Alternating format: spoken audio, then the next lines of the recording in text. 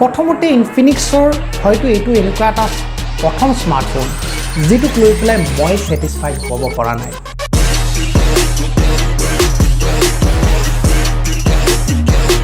নমস্কাৰ বন্ধুসকল মই হিৰো আপোনালোক সকলোকে স্বাগতম জনাইছো আমাৰ এই চেনেল ডিজিটেল বন্ধুলৈকে বন্ধুসকল কিছুদিন আগতে ইনফিনিক্সে দুটা নতুন স্মাৰ্টফোন হট 9 Pro আৰু হট 9 ক লঞ্চ কৰিছে বন্ধুসকল আজিৰ এই ভিডিওটো আমি দুটা স্মাৰ্টফোনৰ বিষয়ে কথা পাতিম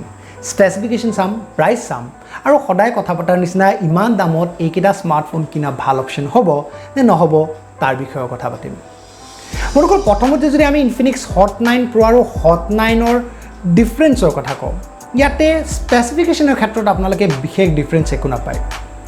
বস দুটা স্মাৰ্টফোনত ব্যৱহাৰ কৰা কোৱাড কেমেৰাৰ প্ৰাইমাৰী কেমেৰাটো এটাত 48 মেগাপিক্সেলৰ আছে আৰু এটাত 13 মেগাপিক্সেলৰ আছে প্ৰথমতে যদি আমি স্মাৰ্টফোন দুটাক চাও ধুনিয়া ধৰণৰ স্মাৰ্টফোন হয় বিল্ড প্লাষ্টিক হয় যদিও ৰেয়াৰটো আপোনালোকে ধুনিয়া গ্লাছ ফিনিশ দেখিব কোৱাড কেমেৰা সেটআপৰ সৈতে এটা ফিংগাৰপ্ৰিন্ট সেন্সৰৰ সৈতে ৰেয়াৰটো হসাকে বহুত ধুনিয়া হয় কালাৰটো বহুত ধুনিয়া হয় ফ্ৰণ্টৰ যদি কথা কওঁ ডাঙৰ ডিসপ্লেত এটা সৰু পাঞ্চ হোল আপোনালোকে দেখিব এই যিখন ডিসপ্লে হয় ডিসপ্লেখন 6.6 ইঞ্চৰ হয় HD+ ডিসপ্লে হয় এখন যত আপোনালোকে 720 by 1600 পিক্সেলৰ ৰেজোলিউশন পাব এখন IPS LCD ডিসপ্লে হয় আৰু ইয়াতে আপোনালোকে 400 নিটছৰ পিক ব্ৰাইটনেছ পাব ইন্টাৰনেলছৰ যদি কথা কওঁ Android 10 ইউজ কৰা হৈছে XOS 6.0 লেয়াৰিঙৰ সৈতে প্ৰসেসৰ যদি কথা কওঁ MediaTek Helio P22 ব্যৱহাৰ কৰা হৈছে যেটো এটা পুৰণা প্ৰসেসৰ হয় যেটো এটা কোৱাড কোৰ প্ৰসেসৰ হয় আৰু ই 2.0 GHz clock speedত কাম কৰে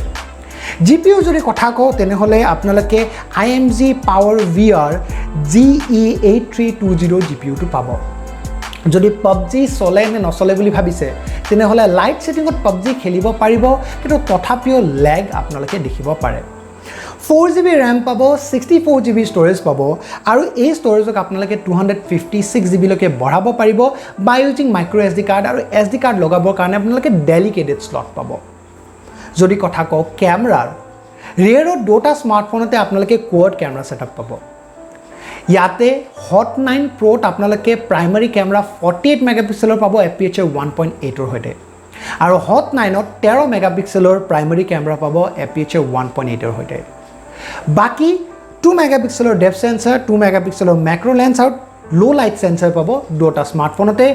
কোৱাড LED ফ্ল্যাশ পাব হট 9 Pro আৰু ট্ৰিপল LED ফ্ল্যাশ পাব হট 9 ত সেলফি যদি কথা কওঁ 8 মেগাপিক্সেলৰ সেলফি কেমেৰা পাব aperture 2.0 হৈতে LED ফ্ল্যাশো আছে আৰু এই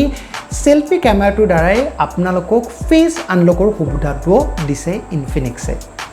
যদি কথা কওঁ ব্যাটাৰীৰ 5000 mAh ৰ ব্যাটাৰী পাব কিন্তু একো ফাষ্ট চাৰ্জিং অপচন নাপায় এটা যদি কথা কওঁ কানেক্টিভিটি অপচনৰ 4G VoLTE পাব Bluetooth 5.0 পাব 3.5mm জ্যাক পাব মাইক্ৰো USB পাব USB Type C এই স্মাৰ্টফোনটোত আপোনালোকে দেখিবলৈ নাপায় সকলো ধৰণৰ সেন্সৰছে আপোনালোকে স্মাৰ্টফোন দুটাত পাব দামো যদি কথা কওঁ Infinix Hot 9 Pro দাম ৰখা হৈছে 9499 মানে 9500 টকা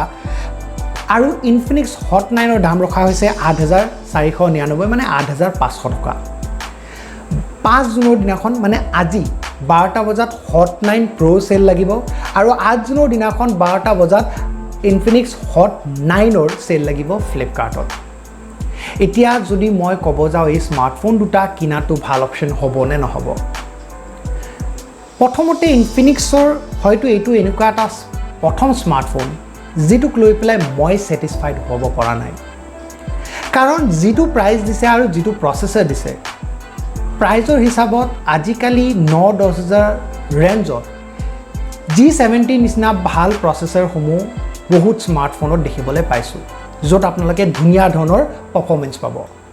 সেই হিচাপত যদি ক'ব যাও যদি আপুনি 9-10000 ভিতৰত এটা ভাল স্মাৰ্টফোন কিনিম বুলি ভাবিছে তেনেহলে Infinix Hot